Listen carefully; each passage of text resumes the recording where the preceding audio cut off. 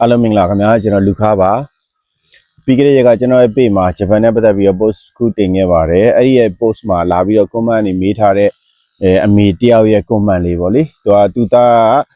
အဲ့ဒီ comment လေးဒီထက်မှာကျွန်တော်ပြပေးထားတယ်အဲ့ဒီ comment လေးပေါ့နော်သူ့ရဲ့သားဂျပန်ရောက်တာ10လရှိပြီရောက်ခါသား9လ6လလောက်တော့အဆင်ပြေတယ်ညဘက်တွေဆိုလဲအိပ်ပျော်တယ်ပေါ့လေဒါပေမဲ့နောက်ပိုင်းကာလတွေမှာအိပ်မပျော်ဘူးအဲ့လိုဝေဒနာခံစားနေရတယ်အဲ့ဒါနဲ့စိတ်ယောဂကုဆရာအောင်နဲ့ပြတာ2ယောက်ပြောင်းသွားပြီနောက်ထပ်ဘယ်လိုဆရာအောင်နဲ့ပြရင်ကောင်းမလဲဆိုပြီးတော့မေးထားတဲ့ comment လေးဖြစ်ပါတယ်ကျွန်တော်ကအဲ့ဒီမှာ Facebook ဆိုတော့လေအဲ့ဒီမှာပဲချက်ချင်းစာပြန်လိုက်တယ်ဘာလို့လဲဆိုတော့အဲ့ဒါတွေကကျွန်တော်တို့ကြော်ဖြတ်ခဲ့ပြီးတာကျွန်တော်တို့မိတ်ဆွေအများကြီးလည်းအဲ့လိုမျိုးကြုံရတယ်ဆိုတော့ပြောရရင်တော့ကိုယ်တွေ့ကြုံပြီးသိထားတဲ့အရာပေါ့လေဘာလို့ရမလဲဆိုတော့အဓိကစိတ်ကိုကူဖို့ပဲစိတ်ကိုကူဖို့ပဲဆိုကျွန်တော်ကသူသားလေးဆိုတော့လူငယ်ဖြစ်မယ်ဆိုတယောက်ယောက်အကူညီလိုတယ်တယောက်ယောက်အကူညီဆိုရင်ကျွန်တော်တို့ဂျပန်ဆရာဝန်နဲ့ဒီတိုင်းပြောပြီးကုတာမျိုးတဲ့စားလို့ရှိရင်ကောက်ဆယ်လင်းဝင်တင်တယ်လို့ကျွန်တော်ပေးလိုက်တယ်ကောက်ဆယ်လင်းဝင်မှာဒီကောက်ဆယ်လင်းဆိုတဲ့အကြောင်းကဘာလဲဆိုတော့ YouTube တို့ဘာလို့မှလေ့လာပါလို့ကျွန်တော်ပြောလိုက်တော့နားထောင်နေတဲ့အတိုင်းမှမပြောင်းလဲဘူးကောက်ဆယ်လင်းကအဲ့လိုမျိုးနားထောင်ရတာမဟုတ်ဘူးကောက်ဆယ်လင်းကကျွန်တော်ကောက်ဆယ်လင်းဆိုတာဘာလို့လဲအရင်သိအောင်လုပ်ရတာကောက်ဆယ်လင်းဆိုတာဘာလဲကောက်ဆယ်လင်းကကိုယ်ဘယ်လိုကုစားပေးမှလဲအဲ့ကောက်ဆယ်လင်းနဲ့လေ့လာတော့မှကောက်ဆယ်လာအဲ့ကောက်ဆယ်လာနဲ့ကိုကဆက်ရှင်ယူပြီးတော့ဘယ်နှကြိမ်ဝင်မလဲတစ်လကိုဘယ်နှကြိမ်ပဲအချိန်နေစသဖြင့်တိုင်ပင်ပြီးတော့မိကိုယ်မှာခံစားနေရတာကိုဖွင့်ပြောပြရတာပေါ့လေကောက်ဆယ်လာကနေပြီးတော့အဲ့ဒီတစ်ဖက်ကကောက်ဆယ်လာကနေပြီးတော့ကိုယ့်ရဲ့ခံစားမှုတွေကိုသူကကူပြီးတော့ခံစားပေးတာနားထောင်ပေးတာကိုယ်နဲ့အတူတူရှိပေးတာအဲ့လိုမျိုးဒါလူငယ်မလို့ကျွန်တော်ကအဲ့လိုမျိုးပြောလိုက်တာပေါ့လေတကယ်၍သူကလူလက်ပိုင်းတို့နည်းနည်းအရွယ်ရောက်တဲ့လူတွေဆိုရင်တော့ကျွန်တော်ကဗုဒ္ဓဘာသာအယူဆနဲ့ပြောရရင်ဖခင်ရဲ့အဆုံးအမတွေကိုသွားပြီးတော့နာယူမှတ်သားပြီးတော့ကိုယ်စိတ်ကိုပြန်ပြီးတော့ကိုယ်စိတ်အညစ်အကြေးပေါ့နော်စိတ်မှာခံစားနေရကိုယ့်ကိုပြန်ရှာကိုယ့်ကိုပြန်ကုလို့အကြံပေးခြင်းနဲ့လူငယ်မို့လို့ကောက်ဆယ်လင်းကြောင့်ပြောလိုက်တာပေါ့လေဆိုတော့ကျွန်တော်တို့ဂျပန်ကိုရောက်လာတဲ့လူအများမှာလူတော်တော်များများမှာအဲ့ဥစ္စာကြုံရတယ်ပြောရရင်တော့ကျွန်တော်တို့မြန်မာနိုင်ငံကနေပြီးတော့ရည်ရွယ်ထားခဲ့တဲ့ရည်မှန်းထားတဲ့နဲ့လက်တွေ့ကြုံလာတဲ့တလွဲကြီးဖြစ်တယ်အဲ့ဒီမှာစပြီးကျွန်တော်တို့ခံစားရတယ်ဂျပန်နိုင်ငံကိုရောက်လာတယ်ကိုပြောခြင်းနဲ့ကိုရင်းဖွင့်ခြင်းနဲ့ပြောပြလို့မရဘူးမပြောတတ်ဘူးအလုံငန်းငွေနဲ့မှအဆင်မပြေဘူးအလုံးမှာကိုယ်လည်းရောက်ခါစားဆိုတော့နည်းနည်းပညာပြချီတဲ့နိုင်ငံသားလည်းပြတယ်ကိုယ်ချင်းချင်းလည်းပြတယ်အဲ့ဒဏ်တွေကိုမခံနိုင်ဘူးပြီးတော့နေရတော့လည်းကိုကတယောက်တည်းနေကျင်တဲ့အေးဆေးနေကြဒါပေမဲ့ကိုမိတ်ဆွေတွေနဲ့အတူတူနေရတယ်အဲ့လိုမျိုးရွေးချယ်ခွင့်မရှိဘဲနေရတဲ့အခါမျိုးတွေမှာလည်းအဲ့လိုမျိုးကွာညဆိုလည်းကောင်းကောင်းမနာဘူးအလုပ်ခွင့်နဲ့ရောက်တော့လည်းစိတ်ပင်ပန်းတယ်အဲ့လိုမျိုးနဲ့လူကတေချာမအိပ်ရဘူးစိတ်ရဲ့ဝေဒနာခံစားလာပေါ့လေအဲ့လိုမျိုးဖြစ်တာတော့လူတော်တော်များဖြစ်တယ်အဲ့လိုမျိုးဖြစ်လို့ရှိရင်အကြမ်းများအဖြစ်ဘယ်လိုအချက်တွေနဲ့ကိုယ့်ကိုပြုပြင်လို့ရမလဲပေါ့လေကိုယ်ဝေဒနာကိုကိုယ်တိုင်ဘယ်လိုကုလို့ရမလဲဆိုတော့ကျွန်တော်အချက်5ချက်လောက်နဲ့ကျွန်တော်ပြောပြပြီးဆွေးနွေးကြပါတယ်နံပါတ်1ကတော့လောဘမကြီးနဲ့ပေါ့နော်ကျွန်တော်တို့ကဂျပန်နိုင်ငံကိုရောက်လာတယ်ကိုယ်တိုင်ကစပြီးတော့လေငါဂျပန်ရောက်သွားရင်ငါတော့ချက်ချင်းလက်ငင်းဆင်ပြေသွားပြီအောင်မြင်သွားပြီတထေးဖြစ်သွားပြီလူတွေရဲ့အမြင်မှာငါအကောင်ကြီးဖြစ်သွားပြီစသဖြင့်ပေါ့နော်ကိုလည်းအဲ့လိုမြင်တယ်တစ်ဖက်လူကလည်းကိုယ်မြင်လိမ့်မယ်လို့တချို့ကြလည်းမျောလင့်ထားတယ်တကယ်တမ်းကျတော့မဟုတ်ဘူးဂျပန်ရောက်လာရင်ပထမဆုံးရင်ဆိုင်ရတာကျွန်တော်တို့က0 level ကစရတာမြန်မာနိုင်ငံမှာဘာကြီးဖြစ်ဂျပန်နိုင်ငံမှာဘာဘွဲ့ရက်ဂျပန်ရောက်တာနဲ့လုပ်ငန်းခွင်တွေမှာအစ်စ်ကစပြီးတော့တင်ရတယ်အဲ့ဒါကိုကျွန်တော်အရင်တော့ကလည်းရှူဟာရီဆိုပြီးတော့ကျွန်တော်ပြောခဲ့ဘူးလေဂျပန်နဲ့ပတ်သက်ပြီးတော့လေအဲ့ဒါကဘာလဲဆိုတော့လောဘမကြီးနဲ့ကိုရောက်ချင်းတန်းပြီးတော့ဗျာအရှင်မွေးနေချင်းကြီးတာမျိုးတော့ဘယ်မှမဖြစ်နိုင်ဘူးလေအနည်းဆုံးလူတယောက်မွေးပြီးတော့9လလည်း10လဘွားလောက်သွားရတယ်အဲ့လိုပဲဒီအလုပ်တစ်ခုကလည်းအဲ့လိုပဲကိုဒီတောက်တက်မှာတင်ယူရမယ့်အပိုင်းတွေရှိတယ်ကိုကိုတင်ပြရမယ့်လူတွေရှိတယ်ကိုကဘုရုချင်းကပ်ရမလဲကိုကနားမလဲဘယ်လိုလုပ်ရမလဲတောင်းမှမလားတင်ယူရမလား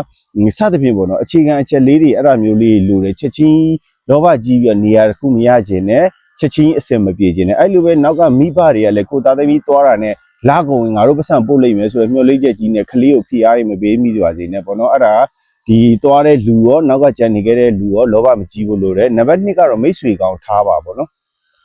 ်အဲ့ဒါကျွန်တော်အမြဲတမ်းပြောတယ်ဘာလို့ဆိုတော့ကျွန်တော်မှားခဲ့ဘူးလို့ကျွန်တော်မိတ်ဆွေတွေအများကြီးရှိတယ်လူတွေအကုန်လုံးလိုက်ပေါင်းတယ်တကယ်တမ်းကျတော့ကိုယ့်ဘကောင်းတဲ့လူရှိမကောင်းတဲ့လူရှိတယ်ကိုယ့်ဘမကောင်းတဲ့လူတွေရဲ့ပညာပြတာခံရတယ်တကယ်နောက်မှသိတာလေဒါပေမဲ့နောက်မှသိတာမကောင်းဘူးအဲ့တော့စပေါင်းကြတဲ့မိတ်ဆွေကောင်းကိုပေါင်းပါမိတ်ဆွေအပေါင်းအသင်းမကောင်းရင်ကိုယ်လည်းမကောင်းဘူးမိတ်ဆွေအပေါင်းအသင်းကောင်းရင်ကိုယ်လည်းကောင်းမယ်အခြေခံအားဖြင့်ကိုပြောပြပါလေ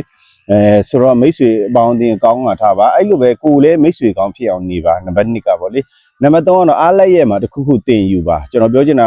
တင်ယူပါဆိုတာလေအားလိုက်ရက်မှာကျွန်တော်ဂျပန်မှာဆိုရင်ဗျာတနင်္လာနေ့တောက်ကြအလုပ်လုပ်မယ်စနေတနင်္ဂနွေအားရထားပါတော့ကျွန်တော်တို့အဲ့စနေတနင်္ဂနွေမှာဘာလုပ်မလဲဆိုတော့ကြိုပြီးစီမံချက်ချပါ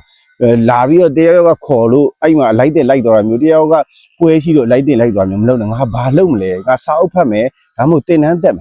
မယ်ဆိုလေသူများရဲ့တင်တဲ့တင်နန်းတိုင်းကိုလိုက်မတင်နဲ့ကိုကဟင်းချက်ဝါသနာပေါ်နဲ့ဟင်းချက်တဲ့တင်နန်းမတက်နဲ့ဂျပန်စကားဝါသနာပေါ်ဂျပန်စကားတင်နန်းမတက်နဲ့ကာမောဝါသနာကိုဝါသနာပါတာကိုလေ့လာကိုကကင်မရာသမားဖြစ်နေတယ်ဓာတ်ပုံရိုက်ချင်တယ်ဓာတ်ပုံတင်နန်းကိုတက်စသဖြင့်ပေါ့လေကိုဝါသနာနဲ့ကိုက်ညီရဲ့တင်နန်းကိုရွေးချယ်ဆုံးဖြတ်မိဘနဲ့တိုင်ပင်နားလဲတဲ့လူနဲ့တိုင်ပင်ပြီးတော့တင်နန်းတက်ပေါ့စသဖြင့်ဒါမှမဟုတ်စာဖတ်ပေါ့ဗျာပြောချင်တာပိတ်ရက်တွေမှာလဲကိုအနာမပေးနဲ့ကိုစိတ်ကိုအနာမနဲ့ကိုတိုးတက်မှုဖြစ်စေတဲ့အရာတစ်ခုကိုလုပ်ပါလို့ပြောချင်တယ်နံပါတ်4ကတော့အလုတ်က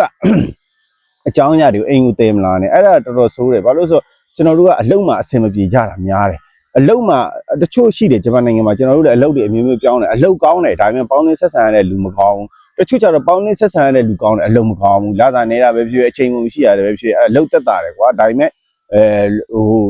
လူတွေကပေါင်းလို့တင်လို့မကောင်းဘူးတချို့ကလူတွေပေါင်းလို့တင်လို့ကောင်းတယ်အလုတ်မကောင်းဘူးအဲ့ဒါမျိုးကြီးလည်းရှိတယ်ဆိုတော့အလုတ်ကကိစ္စကိုအိမ်ယူသွားအိမ်ရကိစ္စကို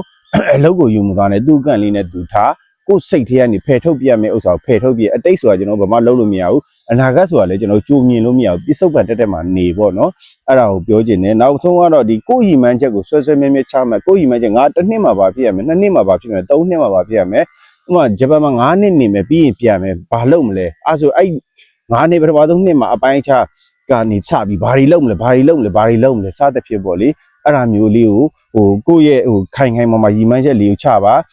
ပြီးလို့ရှိရင်ကျွန်တော်အရန်ကြီးဟာပေါ့နော်တင်းတိမ်ရောင်ရဲပါဆိုတော့ကျွန်တော်တို့ကပြင်းခိုင်းတာမဟုတ်ဘူး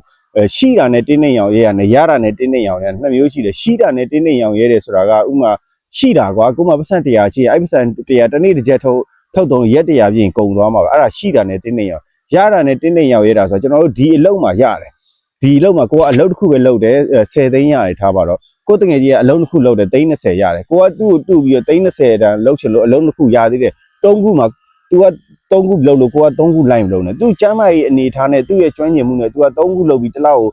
ပတ်စံ30အိမ်ကိုပို့နိုင်တယ်ကိုက30ပဲပို့နိုင်တယ်ဆိုရင်သူ့ကိုသွားပြီးတော့ကိုကသူနဲ့သွားမရှင်နဲ့သူများဘယ်သူနဲ့မှမရှင်နဲ့ကိုပဲရှင်ကိုပဲတိငါလုံနိုင်တာဒီလောက်ပဲငါလှုပ်ချင်တာဒီလောက်ပဲငါရွေချက်ကဘယ်လောက်ဆိုရင်ပြည့်မယ်စသဖြင့်မျိုးဗျာဆိုတော့ဖြည်းဖြည်းနဲ့မှန်လန်းလျှောက်အမြဲလျှောက်အဲ့လိုလေးလည်းပြောချင်တာအဓိကတော့အဲ့ချက်5ချက်လေးကိုပြောပြချင်တာပါဂျပန်နိုင်ငံမှာအလုံးနဲ့လာဖြည်းဖြည်းလောက်ချောင်းနဲ့လာပဲဖြစ်ဖြစ်ဘယ်သူပဲဖြစ်ဖြစ်ကျွန်တော်တို့ဂျပန်နိုင်ငံကိုရောက်လာတဲ့လူတော်တော်များများကမိဘကြောတော့နောက်ခံကအရန်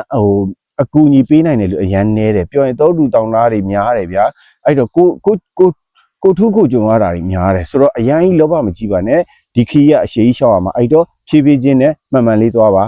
အဲ့လိုလေးပဲအကြံပေးချင်ပါတယ်အားလုံးကျေးဇူးတင်ပါတယ်